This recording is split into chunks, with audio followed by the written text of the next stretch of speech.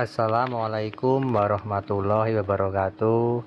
Halo guys, masih bersama saya di channel Zona Farmasi, yaitu channel yang membahas seputar dunia kesehatan, seputar dunia farmasi, dan seputar dunia obat-obatan. Welcome to my channel. Oke guys, hari ini saya akan membahas salah satu obat untuk mengobati penyakit scabies. Kalau bahasa Indonesia itu penyakit kudis ya guys. Kalau bahasa awam atau di masyarakat itu gudik atau gudikan.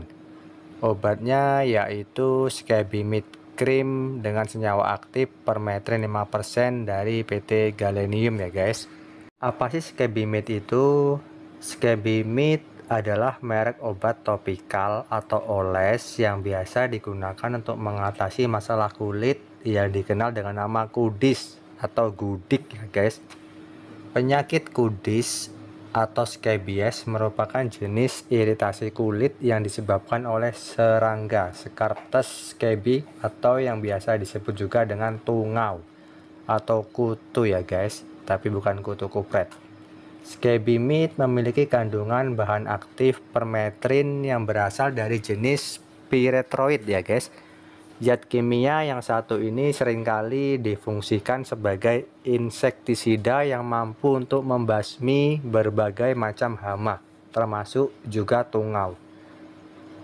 Cara kerja permetrin adalah dengan cara menyerang membran sel saraf tungau sehingga perkembangan tungau atau kutu terganggu dan tungau pun mati. Manfaat Scabimid melihat dari cara kerja bahan aktif yang terkandung di dalamnya, manfaat Scabimid yang paling utama adalah untuk mengatasi gudis di kulit. Gejala kudis itu biasanya ditandai dengan tonjolan dan juga kulit kemerahan di bagian tungau bersarang ya guys. Selain mengatasi kudis, permetrin juga dipercaya dapat membasmi hama lain yang sama mengganggunya seperti tungau, yaitu kutu rambut atau tumon ya guys. Misalnya teman-teman ada yang bertanya, bagaimana sih cara penggunaan atau petunjuk penggunaan obat Scabimid ini? Cara penggunaan yang perlu teman-teman perhatikan begini ya guys. Oleskan obat ini pada seluruh bagian kulit yang terkena kudis atau gudik. Kemudian diamkan obat selama 8-14 jam untuk bereaksi.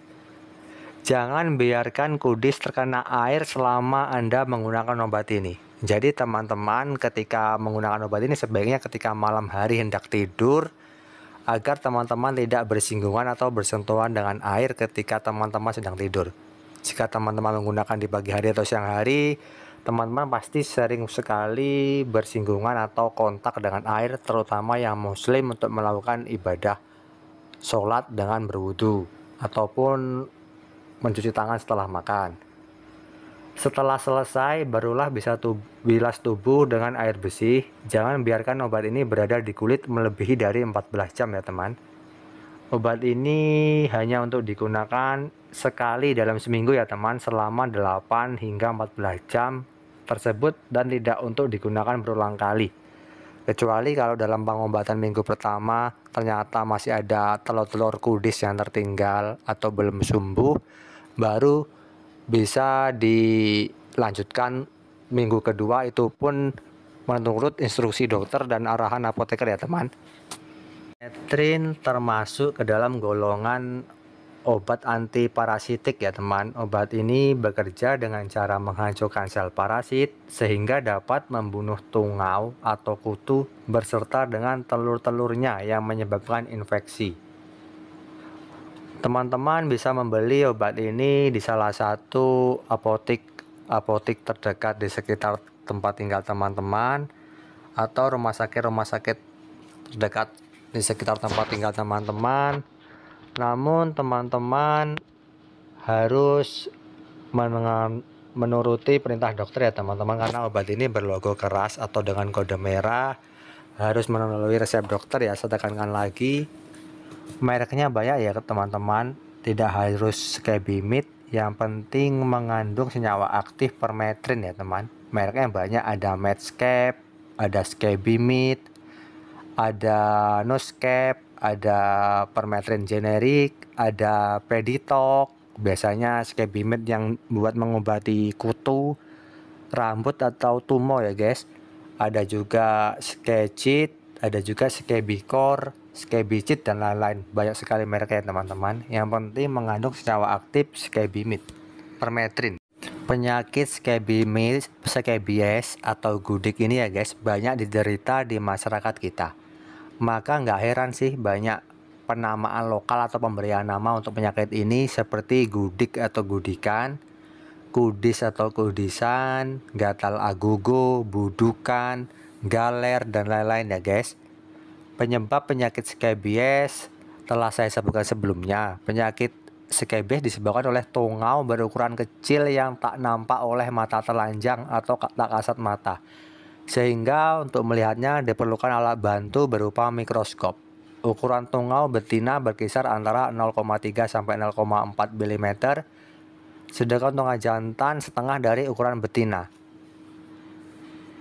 Penyakit skebies, karena penyebab skebies adalah kutu yang dapat menyebar dari orang ke orang, maka penyakit ini mudah menular. Penularan kudis dapat terjadi melalui kontak langsung seperti sentuhan antar kulit, bersalaman dan hubungan suami istri.